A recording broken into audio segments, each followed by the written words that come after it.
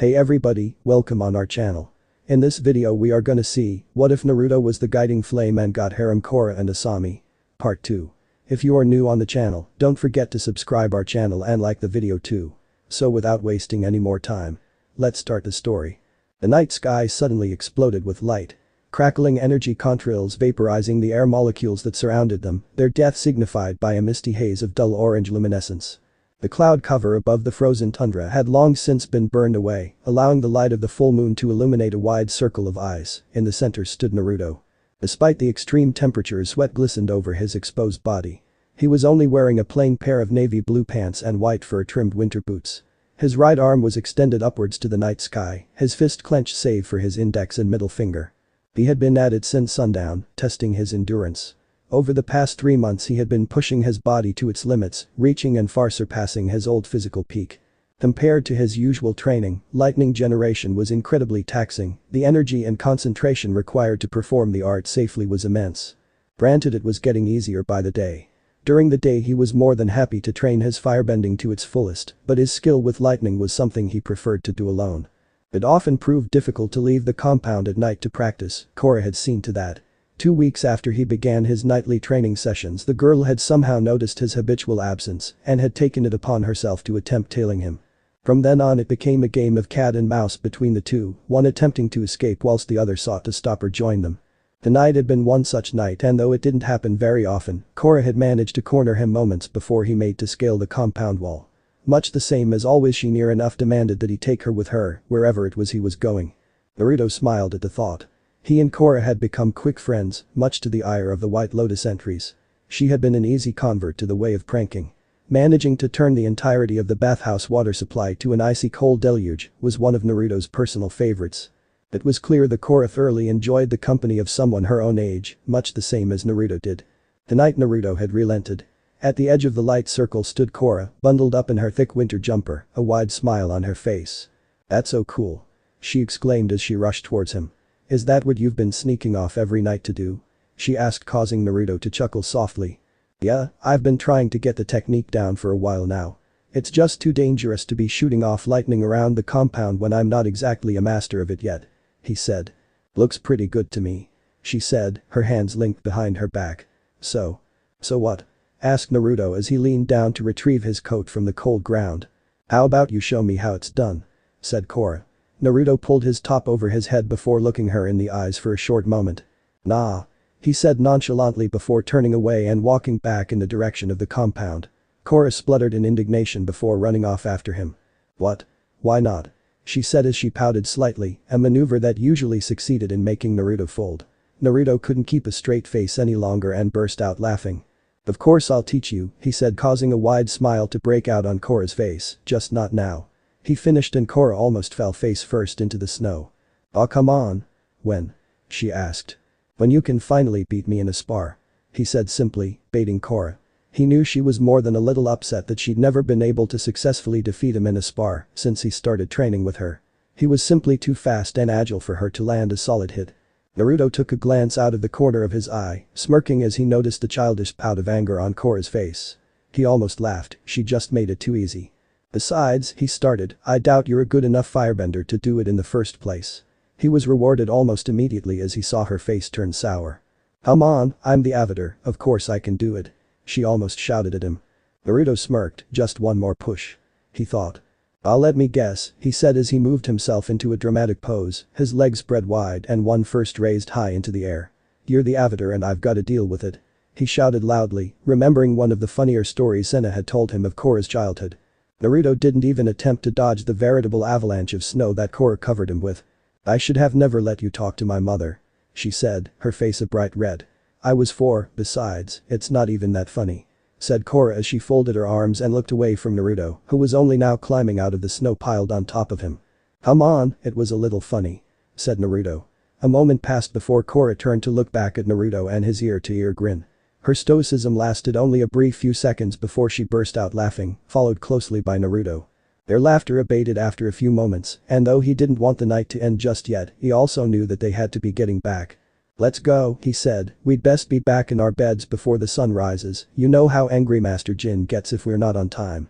Korra only nodded and fell in beside him. Before long the distinct shape of the compound walls came into view. A thought took hold in his mind, one that had been itching to release itself for the past few weeks. Korra had, for all intents and purposes, become Naruto's best friend in the past 3 months. She deserved at least a little honesty from him. "Before we head inside, there's something I want to show you," he said, earning a confused nod from Korra. She had known him long enough to know when he was at least trying to act with some measure of seriousness. Now was one such time. Naruto led her up and behind the compound itself, up onto the ice drift that made up the rear wall of the White Lotus base. He sighed on the edge, his legs dangling in free air, and gestured for her to do the same. "I can trust you, right, Korra?" asked Naruto after a few moments of silence. "Of course," said Korra, "you should know that much by now. I've got your back." Naruto sighed softly. "Well then, I have a rather important secret to tell you," he said. "All I ask is that you don't tell anyone about what I'm about to tell you."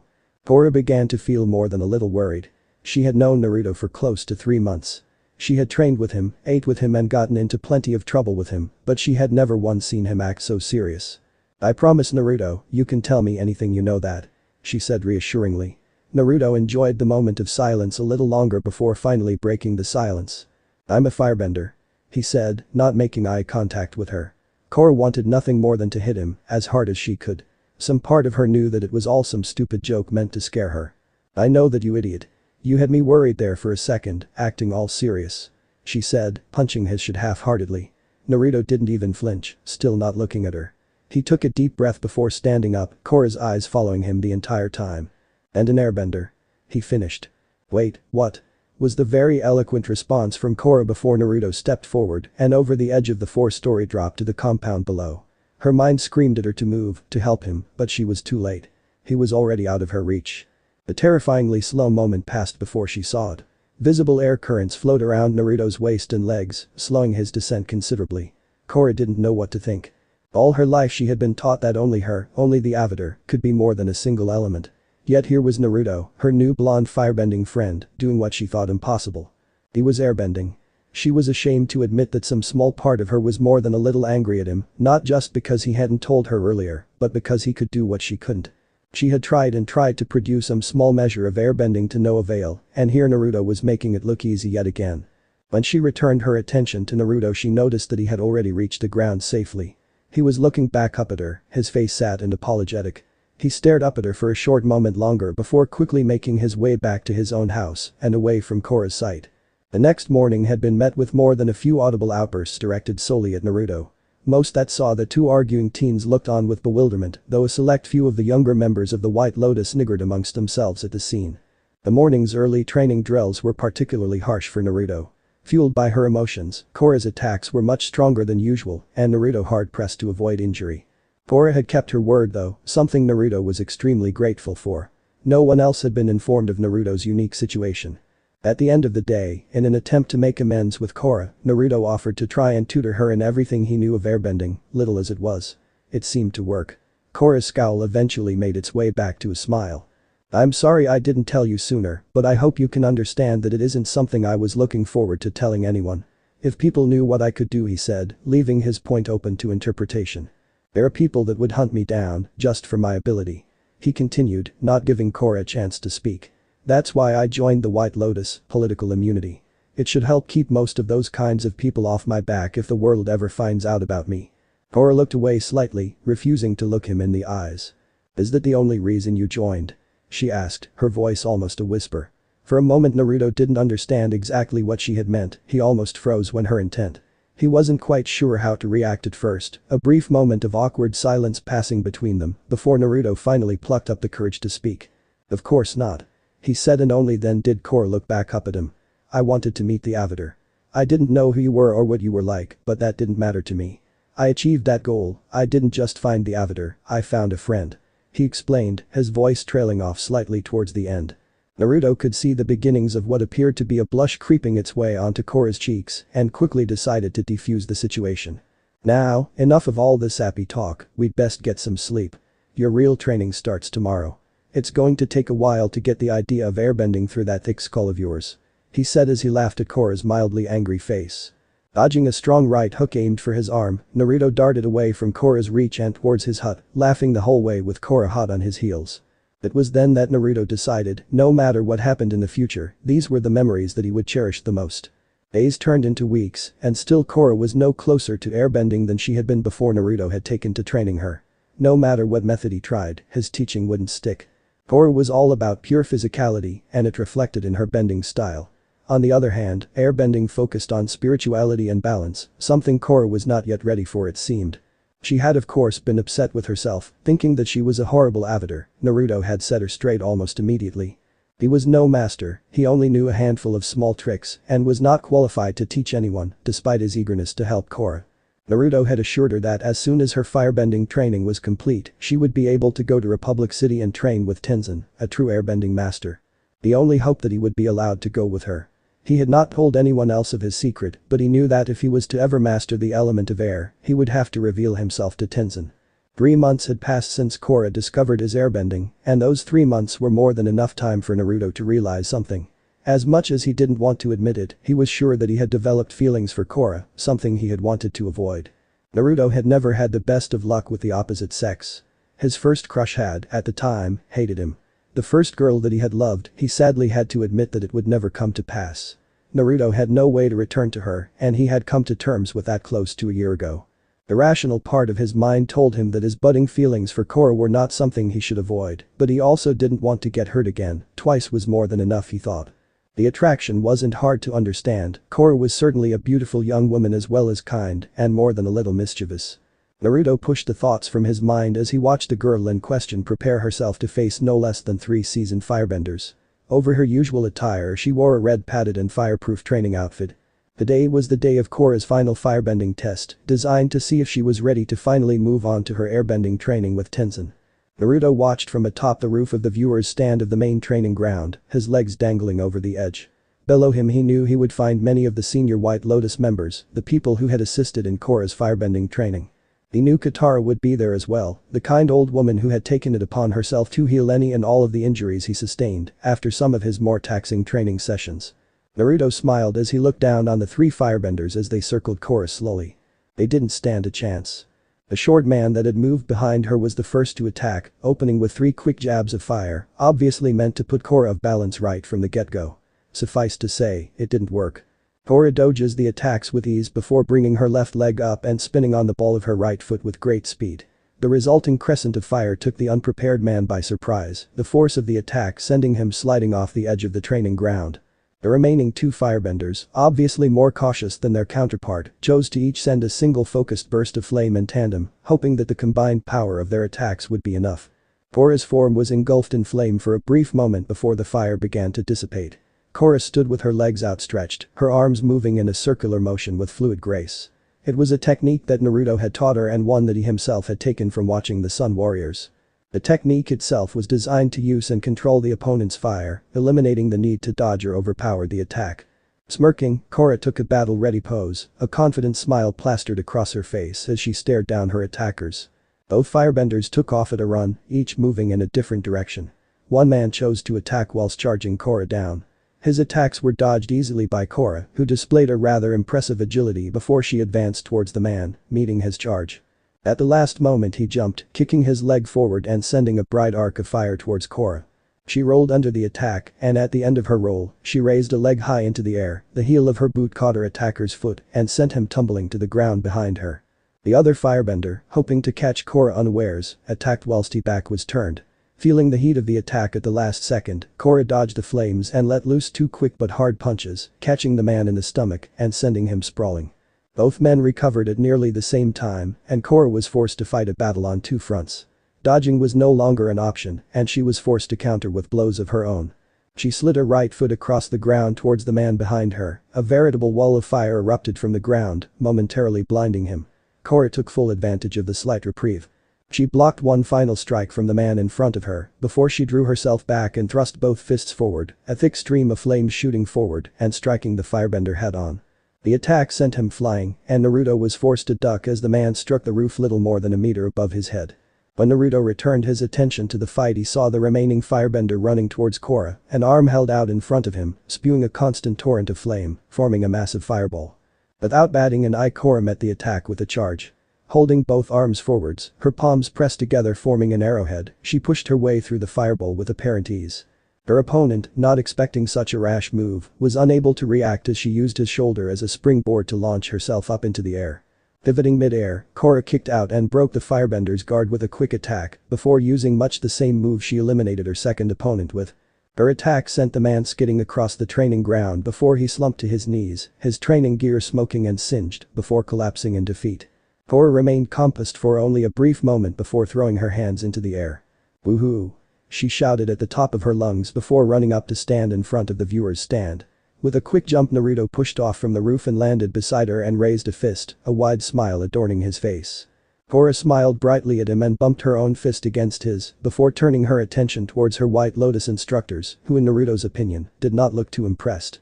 Though he did notice the warm smile on Katara's face. "What's with all the doom and gloom, people?" Korra asked as she tore her training helmet from her head, allowing her hair to fall free. "We should be celebrating. 3 elements down, 1 to go," she declared confidently. Naruto was forced to roll his eyes in annoyance as he heard Korra's firebending instructions sigh loudly. "Once again, you're getting ahead of yourself, Korra.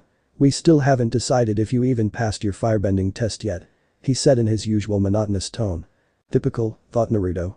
Ever since he had joined the White Lotus and been given the task to guard and train with Korra, he had been astounded with just how much they sought to hold her back. She was supposed to be the avatar, but he knew in his heart that Korra would never be able to reach her full potential if they kept holding her back and basically trapped at the South Pole. "We both know that Korra passed her test with flying colors, Master Lei," announced Naruto, gaining more than a subdued glare from said master. "I think we all know that the only firebender in this entire compound that Korra couldn't beat is me," he said dramatically, beside him Korra nodding her head in agreement, not even looking at Naruto. "Damn right, Naru. Hey, that's not true. I could totally beat you," she shouted indignantly, causing Naruto to laugh. A senior member of the White Lotus interrupted the pair before a fight broke out. He had witnessed enough of the teens' arguments to know that a fight was the usual outcome after Naruto would jokingly call Korra out on the fact that he was indeed the superior when it came to the art of firebending. "Ever since you were young you have excelled at the physical side of bending but completely ignored the spiritual side," he said, and Naruto picked up on the kind disappointment in the man's tone. Korra turned her attentions from Naruto and stared at the man with a blank look on her face. "The avatar must master both before they can be considered fully realized," finished the elderly man. Korra frowned a little. "I haven't ignored it," she said defensively, "it just doesn't come as easily to me. That's why I have to start training with Tenzin immediately, he's Mr. Spiritual." Naruto almost slapped himself in the face. Korra kept up her end of the bargain and hadn't told anyone about his airbending, but she had on more than one occasion almost slipped up. She looked over at him briefly, a nervous smile on her face, and Naruto could see her mouthing "I'm sorry." Naruto just smiled and shook his head. The man sighed softly before turning to Katara. "Do you believe she is ready, Master Katara?" he asked, and it was evident in his tone that he was fully expecting her to back him up. "Yes," said Katara with finality. "If anyone will be able to teach Korra what she needs to learn, it's my son." A brief moment passed between the White Lotus elders present as they passed brief glances between one another before nodding slightly. "Very well, Korra, it's time for you to begin your airbending training," said the elder somewhat reluctantly. Korra jumped high into the air, throwing her headgear away in the process. "Yes," she shouted before enveloping Naruto in a crushing hug. Finally.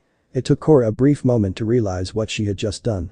She looked up into the face of a slightly shocked Naruto and blushed as she disentangled herself from him before looking back to the elders, all of which did not appear impressed with the display. She took a moment to compose herself before bowing respectfully. Thank you all for believing in me," she said before grabbing hold of Naruto and pulling him away.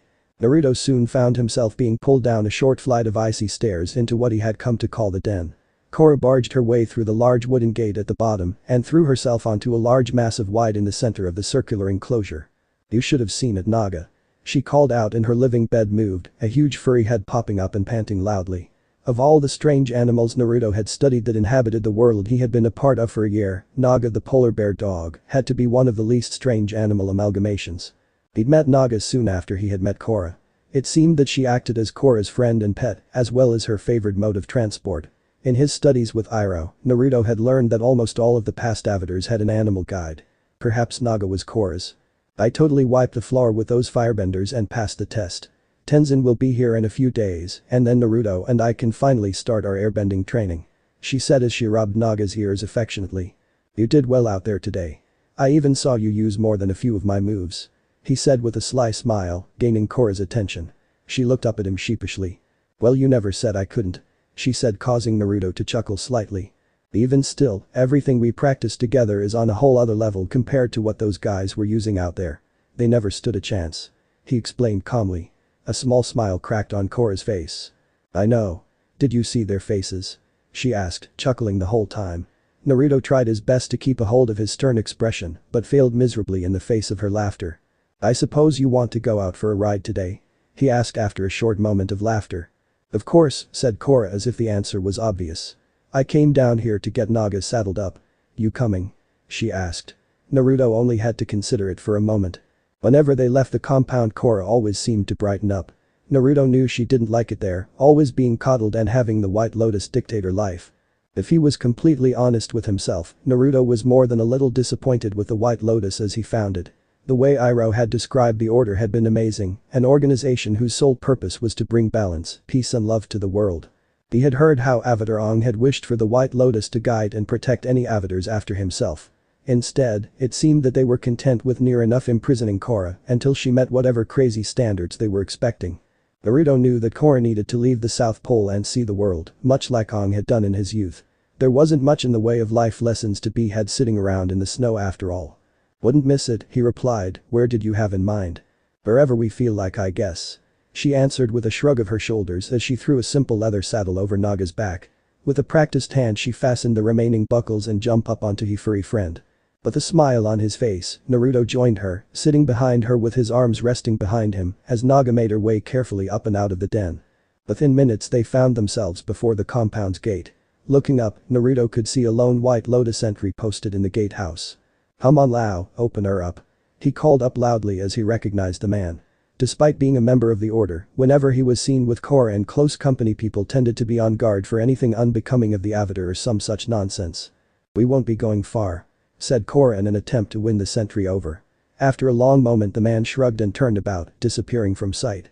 Soon after the gate began to rumble open and Korra sent Naga through the gap without a second's delay. Naga's long stride quickly took them away from the compound. Naruto caught a glimpse of two figures standing watch on an icy outcropping some 200 meters away. He knew even without further inspection that they were White Lotus. They always liked to keep an eye on Korra, even when she tried to leave the compound for alone time as she liked to call it. They rode in silence for long minutes before they finally arrived at Korra's usual haunt. Only meters ahead of them the ground simply vanished, dropping many meters to the icy waters below. For as far as the eye could see the ocean dominated the view. The large golden orb of the sun was almost set, its shining rays bounced off of the horizon, turning the sky a dark orange. They both dismounted Naga, finally allowing her time to rest, and Korra was soon sitting on the edge of the glacier, her legs dangling over the side lazily. Naruto joined her, sitting down beside her in much the same fashion as she had before lying down. He looked up and studied her for a moment before scrunching his face up in confusion. What's wrong? He asked. You look happy and scared all at the same time. Korra sighed in response. I am happy that we'll finally get to leave this place and go to Republic City with Tenzin to learn airbending, she said, her voice strangely soft. Naruto sat up and glanced over at Korra. Then why are you scared? He asked. For a short moment Korra didn't answer, she simply started off towards the horizon. I'm scared that I won't be able to do it, that I'll be a failure as the Avatar, she explained. Naruto had rarely ever seen Korra this upset. Where's all this coming from? He asked, genuinely confused. You've been trying to teach me airbending for weeks now. What if I just can't do it? I'd literally be the worst Avatar in history, she said as she drew her legs up and held her knees close to her chest. Naruto almost laughed. Oh, is that all you're worried about? He said nonchalantly. Korra's eyes darted over to look at him. Korra, you shouldn't be worrying about any of this. I can barely airbend myself, I'm really not the best person to try and teach you. Tenzin is the only true airbending master in the world, I have no doubt in my mind that he'll be able to set everything straight, he explained as he placed a hand on Korra's shoulder. Besides, he said, I truly believe that you have what it takes to become the greatest Avatar ever. All it'll take is some hard work. Naruto could see Korra's mood lighten almost immediately after his words. He watched as she slowly moved one of her hands and placed it over his. She looked over and smiled at him, all bad thoughts forgotten. Thank you. She breathed out softly. Naruto chuckled lightly. Don't worry about it, he said and remained silent for a few moments longer, the two of them just staring off at the setting sun. Everything is going to change soon, Korra. That's a promise of a lifetime. 3 days passed before Naruto and Korra received word that Tenzin would be arriving soon. It was Katara who brought them the good news. Naruto had already been informed that he would be going as well, eliminating the need for him to coerce or sneak his way to Republic City. The pair of them were told to be packed and ready by late afternoon and to meet Katara in the main courtyard for Tenzin's arrival. Naruto was standing closer than usual at Korra's side when he first saw them. Off in the distance, a black dot in the sky began to take shape. Though he had never seen one before, Naruto knew that he was looking at one of the air nomads' famed sky bison, marvelous animals that despite their huge bulk, could fly with apparent ease. As she had met the man before, Korra had told Naruto what to expect from Tenzin, a serious and dull, but also kind man. Apparently he, much like his father Aang, had been the last airbender in the world until he had 3 children. As the bison drew near, Naruto could hear what he could only assume was one of Tenzin's kids. He smiled warmly at the sound. There yet? Are we there yet? Are we there yet? It looks like we're here, I know because this looks very familiar. Shouted a young girl's voice. The bison was close enough now that Naruto could make out a handful of shapes on its back, sitting in a giant saddle. He spotted who he could only assume was Tenzin himself sitting on the great beast's head, a small clump of orange sitting on the man's head. Are we here yet? Are we here yet? Ooh, please tell me that we're here. The girl continued, and as the bison landed only a few meters away from him, Naruto could hear Tenzin's long and drawn-out sigh. Yes, Ikki, as I've been telling you for the last 15 minutes, we are finally here. Said Tenzin, his tone that of a defeated man. Naruto noticed that the shape atop his head was moving, and he soon realized, with no small amount of confusion, that it was in fact a young boy. A young boy who was trying to eat Tenzin's bald head. As they moved closer, 2 young girls jumped from the bison's saddle and slid down its tail, a squeal of excitement escaping the mouth of the younger sibling as they rode on small spheres of air. It was Katara who moved forward to greet them first. Hello mother, I can't tell you how good it is to see you. Said Tenzin as his 3 children clung to him. The boy sitting on his shoulders had begun to pull the man's big ears back and forth, and Naruto almost had to cover his mouth to stop himself from laughing out loud. Please help me. He whispered to his mother. Katara only laughed and reached for the boy on Tenzin's shoulders. The boy, now in her arms, shook himself violently in an attempt to escape. Unhand me, strange woman. He cried out, his voice layered in imagined authority, causing the old woman to laugh slightly. Once again, Tenzin sighed. Milo, that's your grandmother, don't say such things. He said as the boy freed himself from Katara's clutches and after running a full circle around her, ran back behind his father.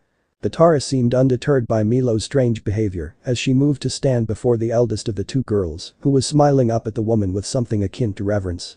It's so good to finally see all of you again. Said Katara. Gran, I've been reading all about your old adventures. I've been dying to ask you, what happened to Zuko's mother? Asked a girl innocently, causing Katara's smile to widen a little. Well Jinora, it's an incredible tale. She began but was almost immediately interrupted by Ikki, who began jumping up and down in her grandmother's face with a bright smile on her face. Gran, you look old. Just how old are you? And why is it so cold in the South Pole? Can we make a campfire and all huddle around it and tell scary stories and make snowmen?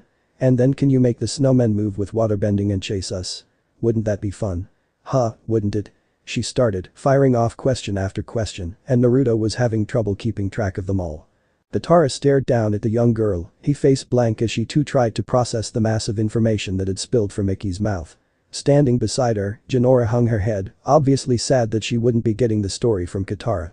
Behind them Naruto noticed a woman slowly making her way down the bison's tail, the large swell of her stomach indicating her advanced pregnancy. It seemed Tenzin had noticed her as well as he rushed to help her. Here, let me help you Pima. He said as he took her arm and helped her to the ground. Stop dotting on me, the woman said in exasperation, I'm not helpless, just pregnant. She said as she cradled her stomach. Katara moved to embrace the woman, laying a hand on her stomach after a short hug. The baby is strong, she said with no small hint of pride in her tone, I sense another airbender on the way. The woman's face fell immediately. All I want is one child like me, a nice, non-bender that doesn't blow wind in my face every 5 minutes. She said. Beside her Tenzin looked away, stroking his beard with a look of feigned innocence on his face. Almost as if planned for just that moment, Milo called out to his. He had somehow in the space of 30 seconds, completely covered himself in a thick layer of snow. Mommy, look. I'm a snowbender. She shouted before a nearly invisible sphere of air erupted from his form, blasting the snow that covered him in all directions. Naruto was forced to duck to avoid being hit, but the boy's mother was not so lucky. Most of her hair and face were now covered in the cold powder. Both Naruto and Korra had to restrain themselves from breaking out into laughter. After shaking all of the snow from her head, Pima looked back to Katara. "Were Tenzin's sibling this crazy when they were young?" she asked. Katara chuckled slightly under her breath before she answered. "I and Bumi certainly were, but Tenzin has always been somewhat serious," he said, earning a deadpan look from her son. "Mother, please," he said quietly in annoyance. It was then that he looked over Katara's shoulder and noticed Korra and Naruto standing side by side. His mood brightened visibly.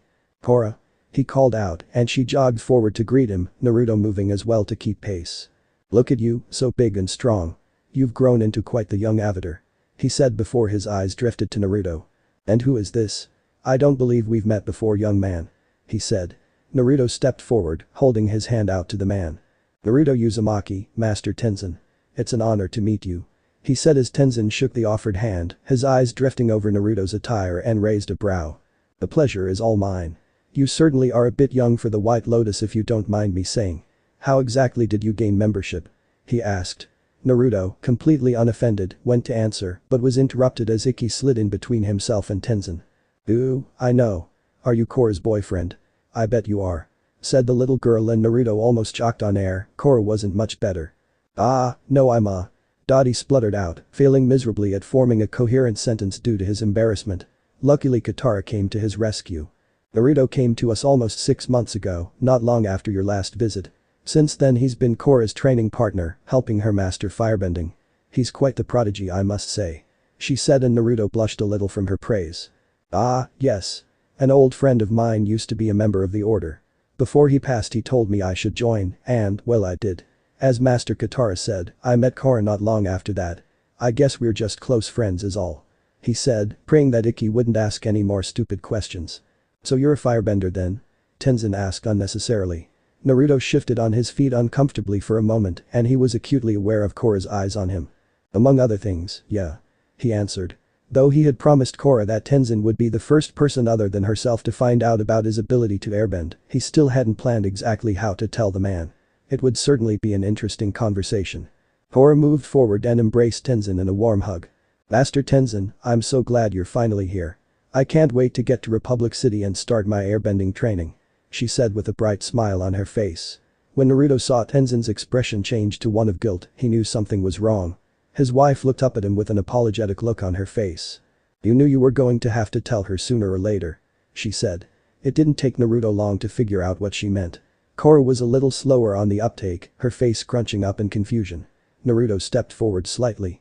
"You're not taking Korra back to Republic City with you," he stated, leaving no room for argument. Tenzin looked at him before sighing heavily. "I'm afraid so. We've only come to stay the night and we're leaving in the morning. I'm sorry Korra, but you won't be coming back with us," he said.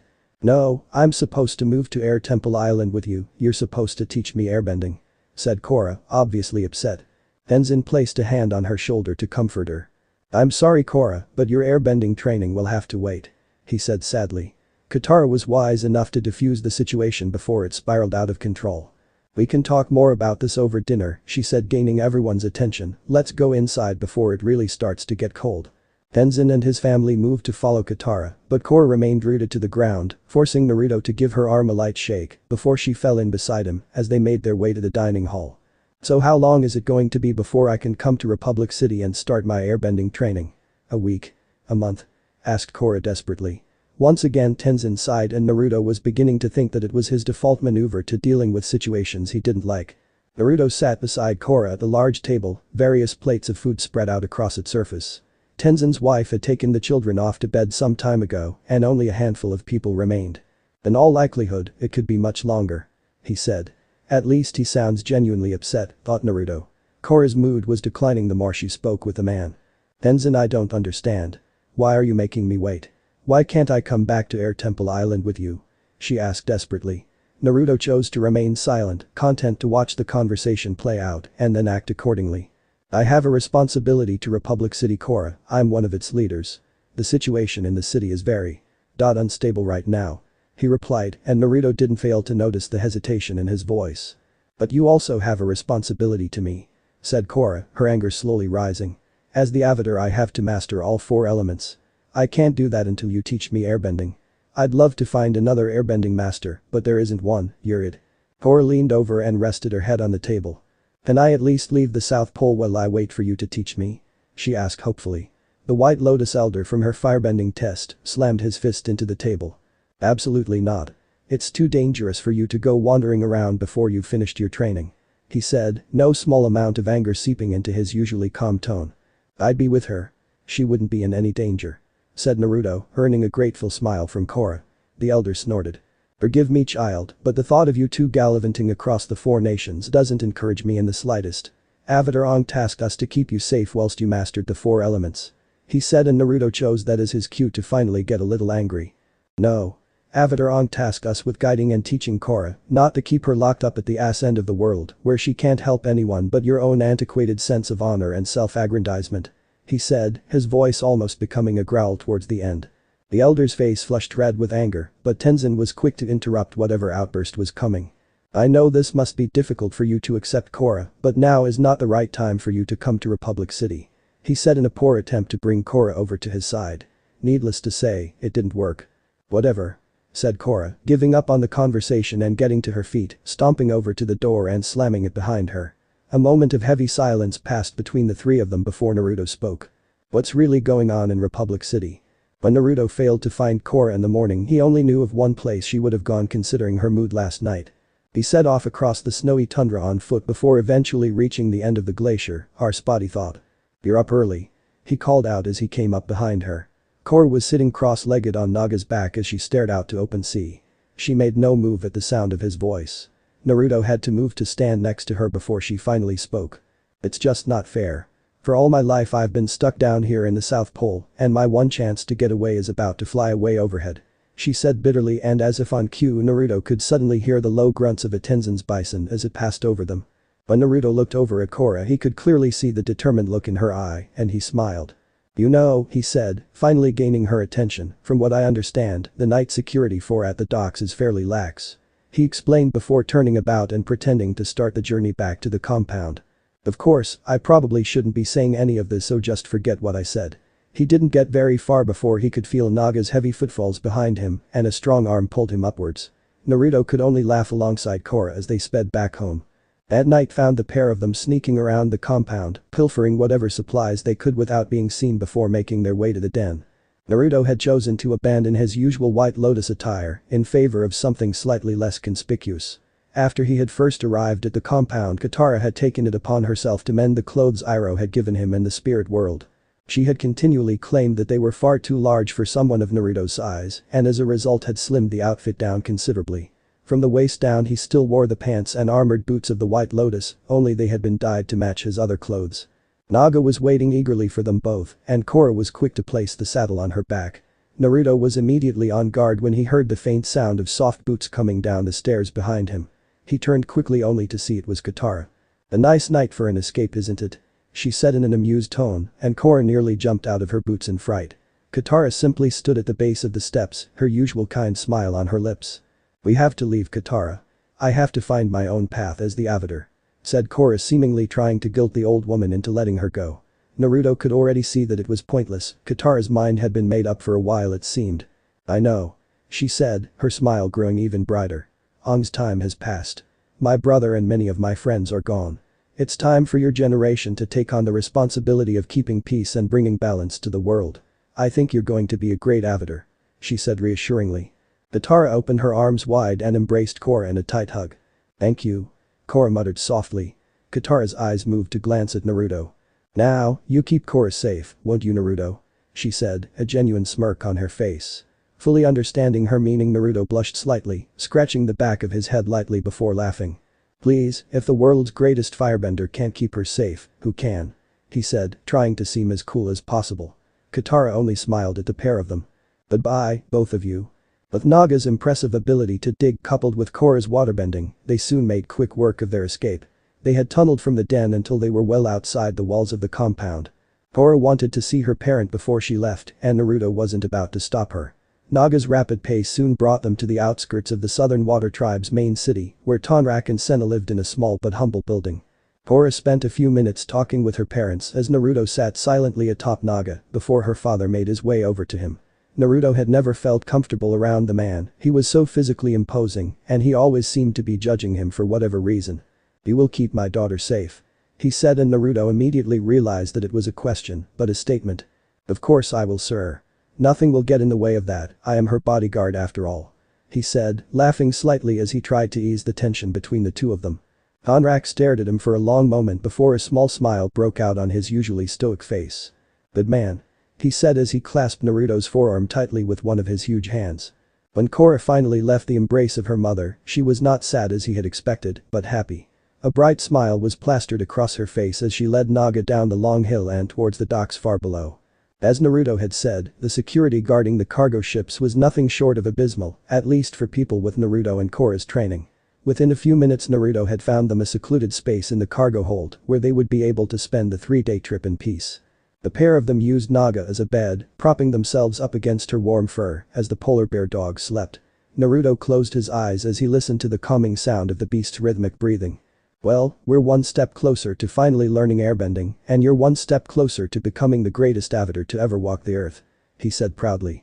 His only response was the loud snoring of the girl lying beside him. He opened an eye to see Korra fast asleep already. Chuckling softly, Naruto shook his head and rolled onto his side. It would be a long trip, but the destination was well worth the wait. Despite what he had learned from Tenzin the night before, Naruto knew that going to Republic City would be a turning point in Korra's life as the avatar. Whoever this Amon asshole is, he'd better stay the hell away from Korra, thought Naruto as he drifted off to sleep. The boat trip had been extremely dull. Naruto had expected Korra to make the journey somewhat exciting, but it seemed for once she had resigned herself to a quiet trip. While Korra had spent most of their time in the cargo hold sleeping, Naruto had been busy. The cramped space and presence of the cargo meant that he was not able to practice his bending at all. Instead, Naruto spent the days training his body. From what Tenzin had shared with him the night before he and Korra had left, whoever this Amon figure was, he was dangerous. Naruto had been told that fragmented reports suggested that those that followed him, the self-proclaimed equalists, were well trained in the art of Kai blocking.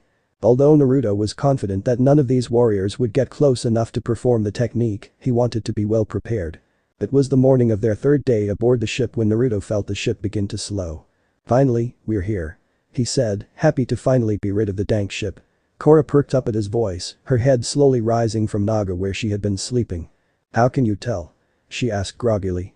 Naruto walked back over towards his traveling companion, grabbing his small pack on the way.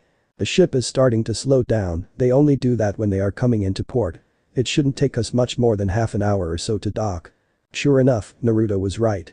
Before long the ship had come to a complete halt and Naruto sat beside Korra, crouched behind a shipping container as the cargo bay ramp began to lower. Naruto watched as Korra raised her head slightly a smile as he saw a huge grin break out on her face when the first sliver of sunlight found its way into the cargo hold. Korra grabbed Naruto by the arm and threw the pair of them up and onto Naga's saddle, the polar bear dog clearly just as excited as her master. "Korra, I really don't think this is a good idea," he said, "it would probably be better if we snuck off the ship when no one was looking." "Don't worry so much, it'll be fine," replied Korra as she tugged on Naga's reins, sending the huge Arctic beast thundering towards the cargo ramp.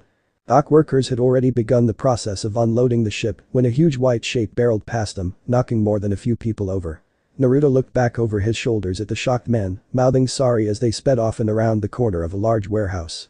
Despite not knowing where she was going, Korra had soon led Naga out of the docks and all of a sudden the world opened up around them. They stood on the edge of the small island that served as the cargo port for Republic City. Naruto was granted a sight the likes of which he had never seen before. To the side, an enormous bridge connected the island to the mainland, leading right into the heart of the massive city that sprawled out in front of them. The tallest buildings that Naruto had ever seen were commonplace, stretching high into the sky like great steel fingers reaching for the heavens above. Great monotonous airships plied their way through the skies above Republic City, dodging and weaving their way in between the skyscrapers that often blocked their path. In the middle of the base stood the mighty statue of Avatar Aang, his arm outstretched holding a tall staff topped with the symbol of the Air Nation. Looking farther out towards sea, Naruto noticed a small island, a lone white lower jutting up from its rocky surface. "That must be Air Temple Island, right?" asked Naruto. "Yeah, that's it. That's where Tenzin and his family live," said Korra as she patted Naga on the head softly. "So how about it, girl, ready for a little swim?" she asked Naga. Naruto just knew something bad was going to happen when he saw the polar bear dog turn her head away and sniff at the air. "I knew something was going to go wrong. We've only been in the city for 10 minutes and we're already off track," he complained as he crossed his arms over his chest. Korra only laughed slightly. Okay. Food first, then Air Temple Island. She said as Naga bolted off and over the bridge. Naruto was not too keen on the idea of riding a large animal down the main thoroughfare of a busy city, dozens of what he had been told were called Sato-mobiles speeding towards them, when all they were supposed to have been doing was going to meet with Tenzin. They were forced to dash down a side street as Naga almost ran right into a vehicle, the driver swerving out of the way at the last minute only to strike another car. The whole time Korra was throwing out quick apologies as people jumped out of Naga's way. Eventually it seemed Naga found what she had smelt. A small food stall was now only meters in front of them, and Naruto was almost salivating at the smells wafting from inside. Naga took the initiative and thrust her large head inside the small stall. Wait. Korra called out, and Naruto heard Naga's sad whine. The pair of them dismounted and walked around to the front of the stall. A huge assortment of meats had been skewed on sticks and left over the heat to cook. All in all, it looked positively delicious. Can we get one of everything please? Korra asked happily as she held one of the stick aloft. Sure, 20 yuans. Said the woman tending to the store, her boredom evident in her tone. Korra looked over at Naruto sheepishly with a pleading look on her face. Hey, don't look at me. The White Lotus doesn't pay its members well. Or at all for that matter. He added as an afterthought. The woman's disinterested look quickly turned into one of scorn. Then what good are you to me? Get out of here. She yelled. Within moments the pair of them were back on Naga's back, plodding along at a much slower pace than before. Don't worry girl, said Korra as she rubbed one of Naga's ears affectionately. I'm sure we can find somewhere to rustle up some food in the huge city. Our best bet would probably be to look for a park. Stated Naruto as he glanced about at their surroundings. Why? What good is a park? Asked Korra, obviously confused. Well, if the park is big enough there is bound to be a lake or something like that. Odds are there have been fish put in it just for the sake of looking pretty. To be fair, those fish would look very pretty spit roasted on a stick right about now. Explained Naruto. Sounds like a plan. Alright then Naga, to the park. Called out Korra, throwing an arm out in front of her, striking a dramatic pose. It didn't take long for her to realize something important.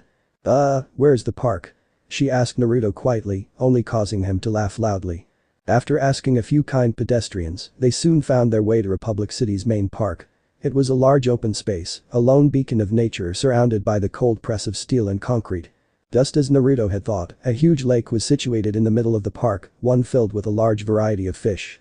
Naruto and Korra found a quiet spot at the edge of the lake, and after fashioning a fishing spear from a nearby tree branch, he stripped down to the waist and dove into the cold, clear waters of the lake. The abundance of fish meant it was only a few minutes before he came ashore bearing his catch of 5 rather large fish aloft. A few carefully maintained streams of flame were all it took to cook them to perfection. Naga was attempting to find her own lunch when Naruto and Korra sat down on the soft grass to eat their catch. This park truly is beautiful, he said as his eyes traveled, taking in the sight before him. At least compared to the rest of the city. Korra looked at him, slightly confused. What do you mean? She asked. Naruto sighed. I mean look around, look at all of the buildings and the industry. Yes, the city itself is fantastic, but there's no balance. This small pocket of nature is completely surrounded by so much metal. There's no balance between the two. He explained. Korra was at once struck by the seriousness of his tone, something out of character for the Naruto she knew. Any reply her mind might have formed was interrupted when the bush beside her began to move violently before a disheveled head poked itself from the top. Quickly following it came the disheveled form of what Naruto could only guess was one of Republic City's homeless population, his clothes ragged and his gray hair an unruly mess. Say, you wouldn't happen to be kind enough to let little old me have one of those tasty-smelling fishies, would you? He said, flapping his arms strangely.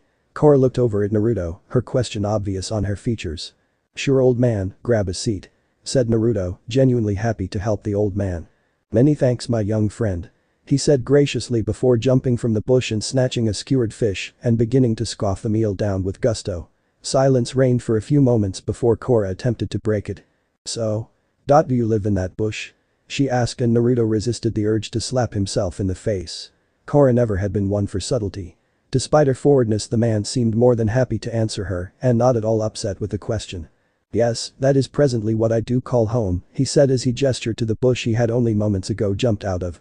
It took me a while to secure one so bodacious. He said sounding more than a little pleased with his own selection of a bush. You see this park is very popular with all of the vagabonds. He supplied as an afterthought. Oh, so there are a lot of you out here. I thought everyone in the city was living it up. Replied Korra innocently. It seemed the man found Korra's words rather funny as he quickly burst out laughing after her statement. "You have a lot to learn about Republic City, newcomer," he said, and Naruto supposed he was right. It was safe to assume that in a city as rich and beautiful as Republic City, there would undoubtedly be those less fortunate.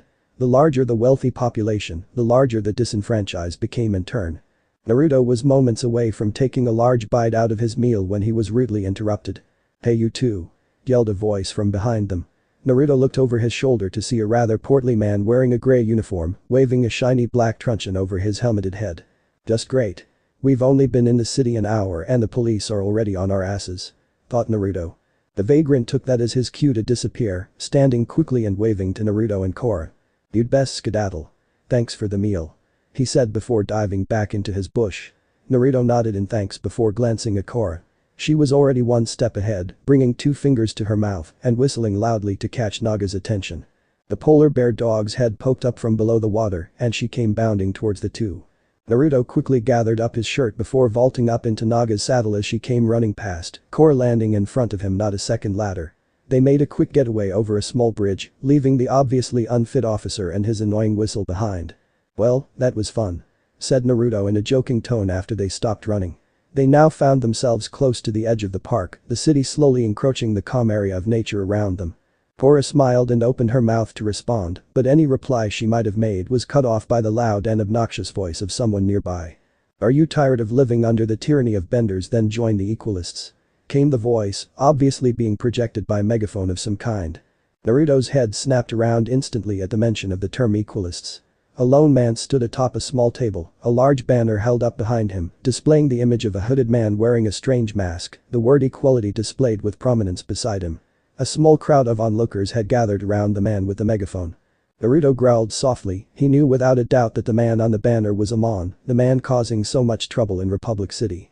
It seemed Korra had taken notice as well as she was leading Naga behind the small crowd. For too long the bending elite of the city have forced non-benders to live as lower-class citizens. "Join Amon and together we will tear down the bending establishment," he cried out. Naruto could see that Korra was getting angry, she made to open her mouth, no doubt to yell at the man before Naruto placed a hand on her shoulder and shook his head as she turned to look at him. "So to display your anger to the world you choose to vilify and discriminate against people whose only crime was being born," called out Naruto, causing more than a few of those listening to the man to turn around to look at him. The man with the megaphone sneered at Naruto from atop his table. "Let me guess, you're a bender," he said accusingly, and Naruto smiled.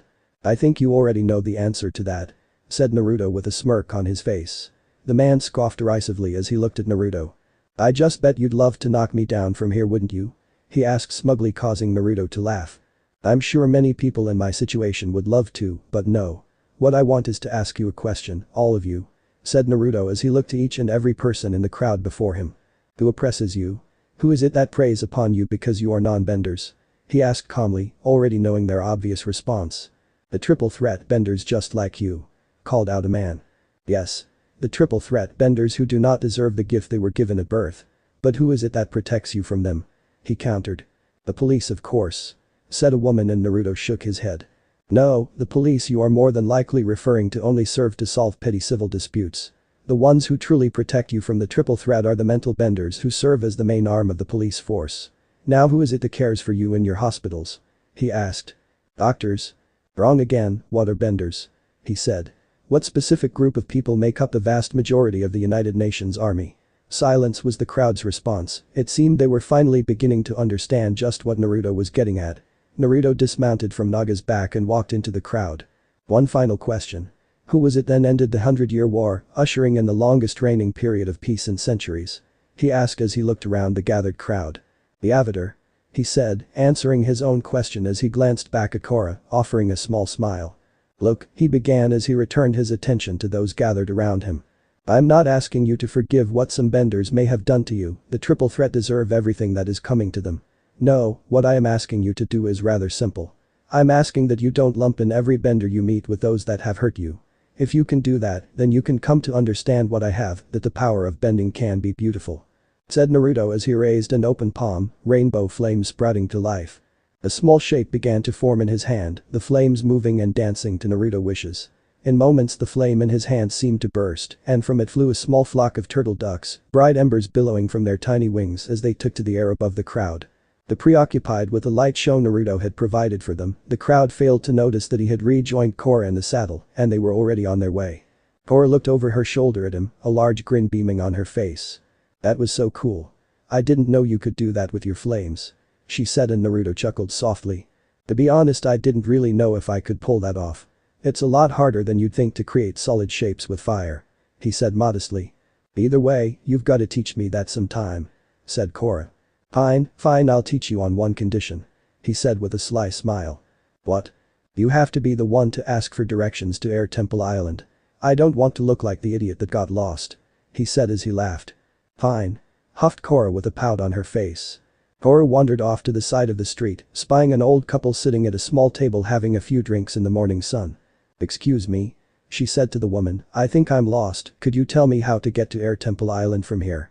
she asked. The old woman looked up and smiled at Korra kindly. "Of course, you're not far. Just go down this street." Her explanation was cut off suddenly when a loud grumbling sound broke through the calm of the quiet street. Moments later, Naruto watched as a large red Sato-mobile turned onto the street. He was immediately put on guard when he noticed all of the pedestrians scrambling for cover. The old couple was no exception. "You should get going, young lady," she said to Korra as she and her partner hurried into a nearby store. "It isn't safe," she almost whispered. The Sato-mobile pulled up in front of a shop only a dozen or so meters away from Naruto, the gold plate adorning its engine block shining in the sunlight. Three men got out of the car smoothly and moved to confront an old man who was furiously polishing a bright red phonograph. Naruto found it easy to determine the leader of the group, a tanned and well-dressed man, flanked by a hunched-shouldered brute of a man and an extremely unattractive ferret-faced man. Naruto felt Korra tap him on the shoulder. "What's going on?" she asked quizzically. Naruto sighed. "Nothing good. Just wait and see," he replied quietly. "Mr. Chun, please tell me that you have my money or else I can't guarantee I can protect your fine establishment," said the well-dressed man in a slight tone as he looked over his shoulder at the smaller man to his left who smiled, opening a palm to bring a small but menacing flame to life. "So, extortion is it? If I had to guess, I'd say these guys must be some of the triple threat. Well-spoken man, expensive clothes. Definitely waterbender. The little guy is obviously a firebender, and if I had to guess, that huge halfwit would be an earthbender," deduced Naruto. The old man paled at the obvious threat. "I'm sorry, business has been slow. Please, take one of my phonographs," he said as he held out the machine as an offering.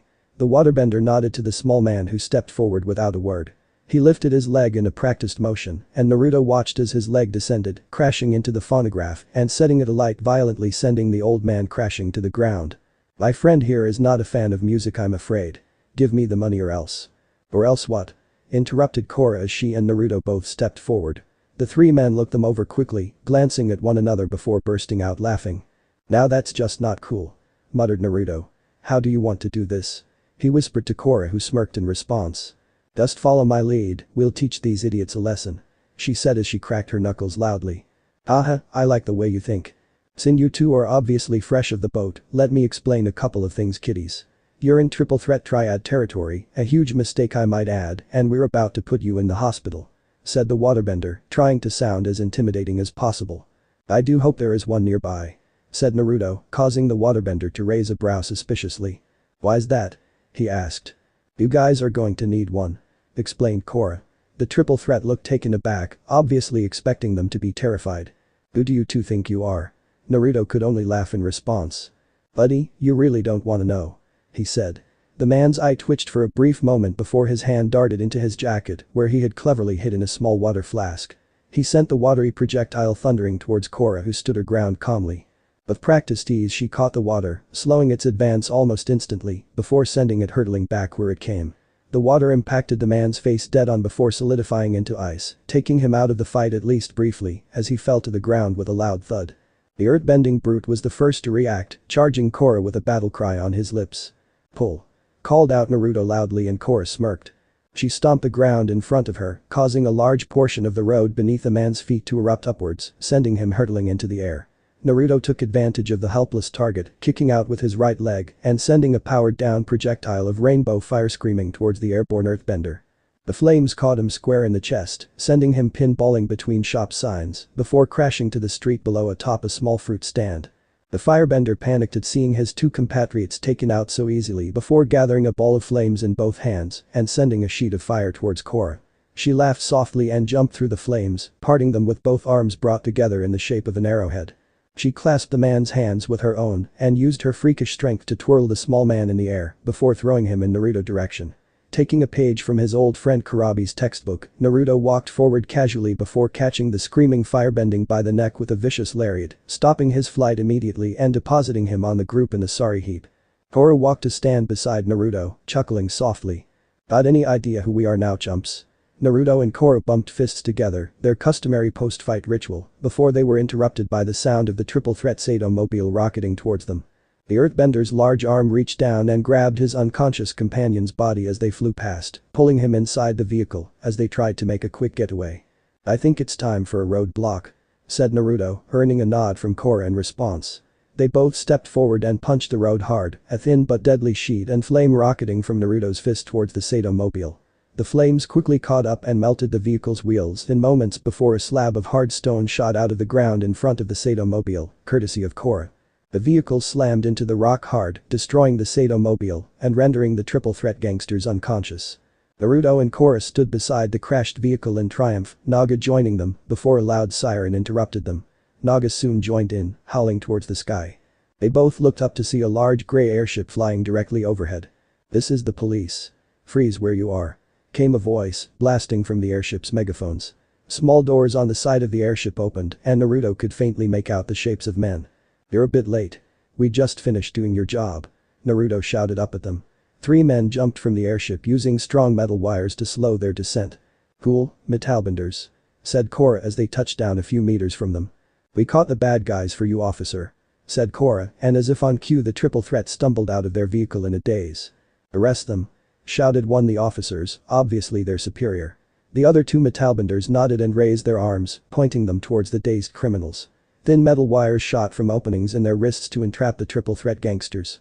The officer moved to stand in front of Naruto and Korra. You 2 are both under arrest as well, he said, pointing towards the 2 of them. What? Cried Korra, we just stopped the bad guys for you, they were smashing up an old man's shop, she said in their defense. From the looks of it you smashed up a lot more than that, he said as he gestured to the street behind them. Where the ground wasn't scorched black from Naruto's flames, it was torn up from Korra's earthbending. Naruto tensed up as he saw the officer move his arm to point it at Korra. He managed to move between them at the last moment, deftly catching the metal wires that shot from the officer's wrist in an attempt to restrain Korra. There's no need for that, officer, just let us explain, said Naruto, trying to defuse the situation. You can explain yourself all you like back at headquarters, said the officer as they retracted his wires and moved to attack. A quick flip moved both Naruto and Korra out of range for a brief moment.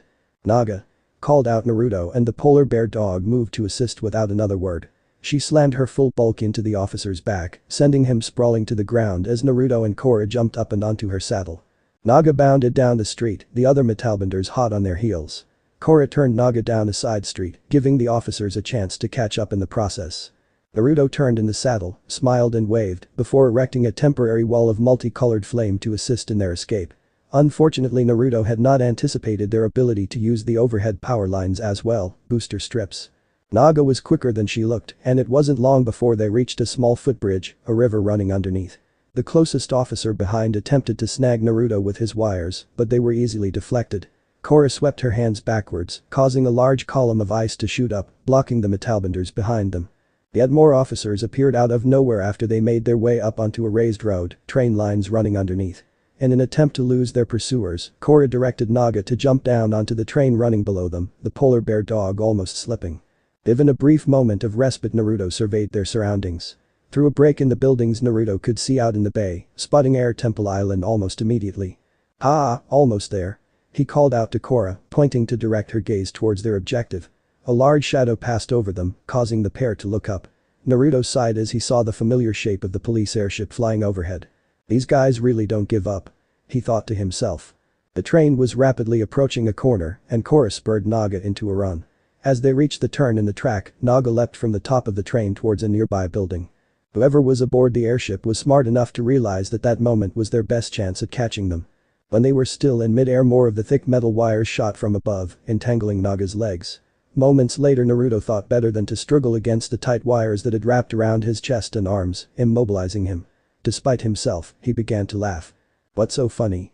snapped Korra, a childish pout on her face. This has got to be some sort of a record. Only in the city from a few hours and we've already been part of a massive police chase. He explained before dissolving into laughter again, Korra following him soon after. After a few minutes of being suspended in the air above Republic City, Naruto and Korra found themselves being ushered rather forcefully into an all-metal room deep within police headquarters.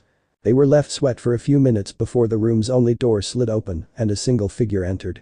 She was a hard-faced woman, quickly reminding Naruto of Tsunade when she was in a bad mood. She was obviously getting on in her years, her hair a dark gray, and she sported a pair of nasty-looking scars on her right cheek. Naruto knew immediately that she was someone of importance, her uniform much different from the officers that had brought them in. Where the other officers' uniforms had been a dull gray, this woman's was nearly black and trimmed with gold. In her hand she held what appeared to be a clipboard that she was reading from. Multiple counts of destruction fop rive and city property, not to mention evading arrest. You two are both in a whole mess of trouble. She said as she slammed the clipboard down on the table in front of them. You've got to admit we did a pretty good job of evading your officers, said Naruto with an awkward smile on his face in an attempt to bring some manner of humor to the situation. The withering glare the woman sent his way told him all he needed to know. She was not a woman who would appreciate his idea of humor. But some thugs were threatening a helpless shopkeeper and we had to, interjected Korra before being cut off. Hanit. What you should have done was call the police and stayed out of the way, not start a ground war in the middle of my city, said the woman. We couldn't just sit by and do nothing, it just wouldn't have been right, said Naruto in an attempt to defend their action, even though he felt he had nothing to prove to this woman. He had always done what he thought was right and he certainly wouldn't stop because some grumpy old hag could clean up the streets. Exactly. It's our duty to help people. You see, I'm the Avatar, said Korra, playing the Avatar card. It usually got the two of them out of trouble, but something told Naruto that this wouldn't be one of those cases. Though I'm well aware of who you are, said the woman condescendingly, and your Avatar title might impress some people, but not me, she said bluntly. Korra sighed. Fine, then I want to talk to whoever is in charge, she demanded. We already are, stated Naruto simply. Smart kid. He's right, I'm Chief Beifong, she said matter-of-factly as she took a seat on the only spare chair in the room. Beifong? Uttered Korra, sounding slightly confused. Lin Beifong? Your Toph's daughter, she exclaimed. Lin shrugged. What of it? She asked as if it meant nothing to her. Then why are you treating us like we're criminals? Avatar Ong and your mother were friends, they saved the world together, said Korra. Chief Beifong scoffed loudly. That's all ancient history and it's got absolutely nothing to do with the mess you've got yourself into now. You can't just walk into this city and dole out vigilante justice like you own the place, she said. Now it was Naruto's turn to laugh. Actually I can, he said with a smirk on his face. Lin turned to face him, her expression thunderous. Don't get smart with me kid, she said, her tone almost furious. Naruto only smiled before closing his eyes in concentration. The metal cuffs around his wrists began to glow bright red before they melted off of him completely, sloughing off onto the metal table. He raised his hands in a placating gesture when Lin stood up, ready to restrain him again, though her face showed that she was more than a little shocked at his ability to get out of his cuffs so easily. Keeping one hand raised, Naruto reached into his shirt and withdrew a small wooden disc, along with a set of folded papers. He flicked the wood disc towards Lin who caught it easily. Turning it over in her hand she saw that it was actually a pie show tile, the White Lotus to be specific. She groaned in annoyance. You've got to be kidding me, she said in exasperation. Naruto only chuckled lightly. Not at all chief. I'm part of the White Lotus, serving as companion and guard to Avatar Korra. As you should know, members of the White Lotus have diplomatic immunity in almost all cases. We are also authorized to pursue and detain criminals of varying nature by any means we see, so long as it doesn't cause an international incident, explained Naruto as he leaned back in his chair, hands behind his head, and rested his feet on the table. Any reply Lin was formulating was interrupted when a small panel in the wall slid open, revealing another police officer. Sorry to interrupt chief, but Councilman Tenzin has arrived, he said. I do believe that means we will be leaving, said Naruto, taunting the chief. Let him in, she growled out. Once again the door to the room slid open, revealing the familiar form of Tenzin in his airbender robes. Sorry Tenzin, we got a little sidetracked on our way to see you, said Korra sheepishly.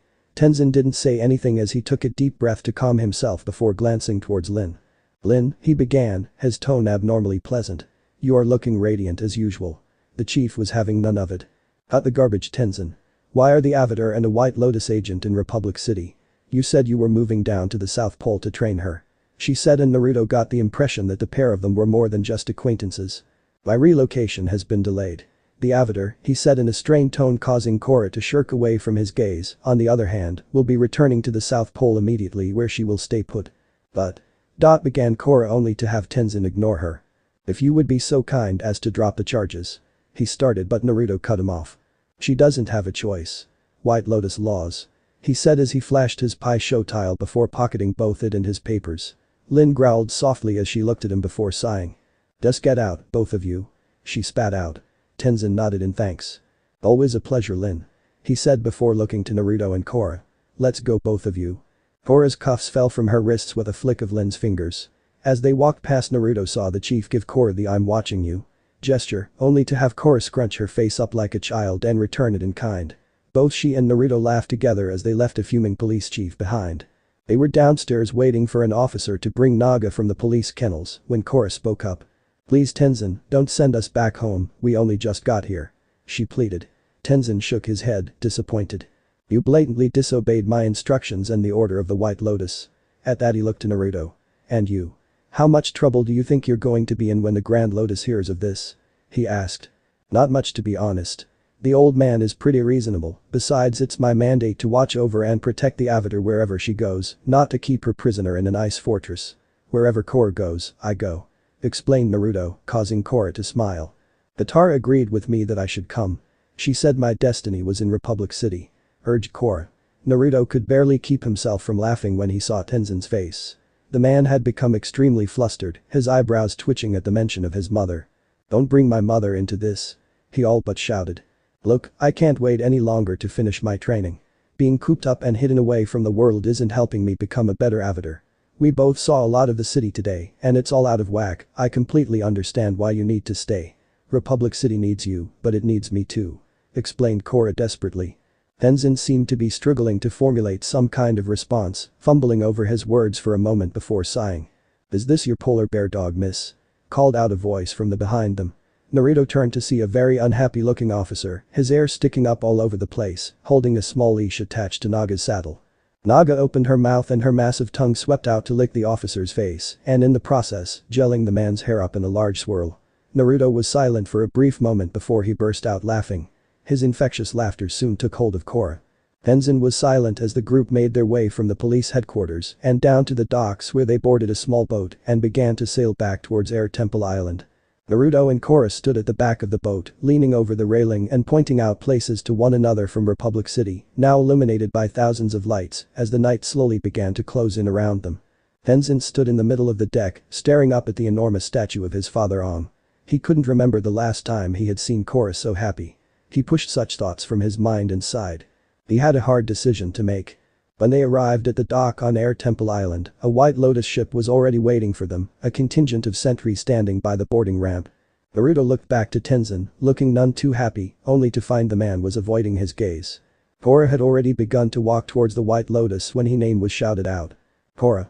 Called out Tenzin's children as they dropped from the sky on their gliders. They encircled Korra before landing and rushing the girl to hug her. Are you coming to live with us on the island? Asked Ikki excitedly. Naruto could easily see the pained expression on Korra's face. No, I'm sorry Ikki, I have to go home now. She said softly, causing the girl in question to moan sadly. Korra stood and began to walk towards the approaching sentries, Naruto moments away from following her, when Tenzin finally spoke up. Wait. He said. I have done my best to guide Republic City towards the dream my father had for it. But you are right, it has fallen out of balance since he passed. I thought I should put off your training to uphold his legacy, but you are his legacy. You may stay and train in airbending here with me. He said, Korra's face lighting up to comical proportions. Republic City needs its Avatar once again. Finished Tenzin. Korra literally jumped from joy. Yes. She shouted as she pumped her arms. Thank you. She said as she reached down and scooped up Tenzin's children in her arms before grabbing hold of the man himself, lifting them all up in a huge bear hug. Naruto chuckled, sometimes he was amazed by her sudden strength. Leaving Tenzin to deal with Korra, Naruto stepped forward to talk with the sentries. Looks like you guys will be staying longer than you though, huh? He said. The lead sentry sighed and nodded his head. It seems that way, sir. He said, catching Naruto off guard slightly. Sir? What are you talking about? He inquired, more than a little confused. The sentry chuckled at that. The Grand Lotus expected something like this would happen after the two of you disappeared. We were given orders that if Tenzin allowed the Avatar to remain in Republic City, that you would be given command of the guard force. He explained.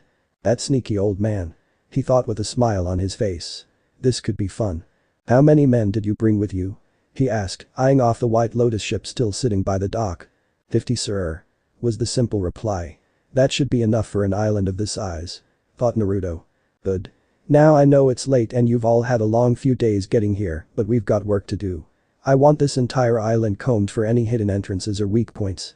When that's done all of you can get some rest, we can assign patrols tomorrow. He ordered, eager to get some sleep himself. He looked back over his shoulder as the White Lotus began to file out of the ship to follow his orders.